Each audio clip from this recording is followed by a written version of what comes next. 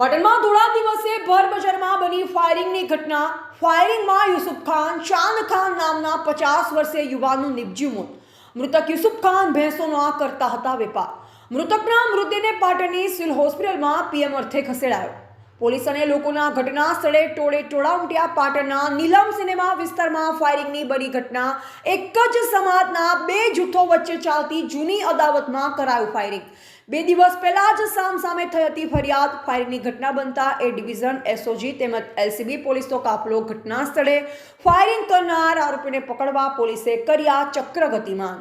આજે પાટણ એ ડિવિઝન વિસ્તારના નીલમ સિનેમાની બાજુમાં એક ફાયરિંગનો બનાવ બન્યો છે, જેમાં 2 રાઉન્ડ ફાયર થયા છે। પ્રાઇમા ફેસી માહિતી એવી છે કે યુસુફભાઈ નામના વ્યક્તિ ઉપર ફાયર થયું છે અને ઝહીર ખોખરા અન્ય બીજા માણસો ભેગા થઈ અને એ જ્યારે ગાડીમાં અહીંયાથી પસાર થતા ત્યારે એના ઉપર 2 રાઉન્ડ ફાયર કરવામાં આવ્યું છે।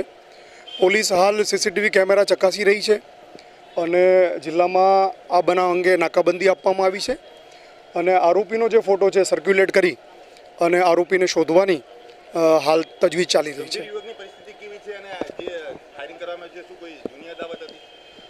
પ્રાઇમા ફેસી માહિતી એવી છે કે એ બંને વચ્ચે અગાઉથી પણ એક ઝઘડો ચાલી રહ્યો હતો અને જેની પર ફાયરિંગ થયું છે એ વ્યક્તિ અત્યારે હોસ્પિટલ જઈ રહ્યા છે અને કદાચ એમને ગંભીર ઇજાઓ છે। થોડા સમય પહેલાં પણ આ લોકો વચ્ચે એક અણબનાવ બન્યો હતો અને ભૂતકાળમાં પણ આ લોકો વચ્ચે અણબનાવ બનેલા છે। ફાયરિંગ કરનારનો પ્રાઇમા ફેસી એવો ઇતિહાસ છે કે એને અગાઉ પણ બીજા ગુનામાં એના નામ આવેલા છે।